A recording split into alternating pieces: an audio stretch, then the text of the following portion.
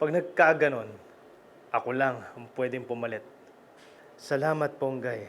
Ikaw pa pala magdadala sa akin sa pagiging hepe ko. Hulog ka talaga ng langit sa akin.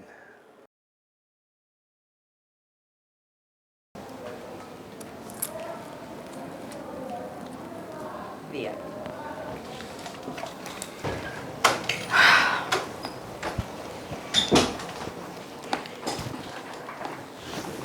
Jonah, na-identify na ng mga guro kung sino yung mga sumugon. Positive. Sina Kidlat nga at ang Red Phoenix. Tsaka, pinapahanap ko na rin yung sinabi ni Lucio para ma-retrieve natin yung SD card na ginamit sa Pandaraya. Good news yan, ah. Ako din meron. Dahil ito na yung CCTV ng venue ng pagsabog ng meeting di Avancia ni Tanggol. Talaga? Oo, ayan o.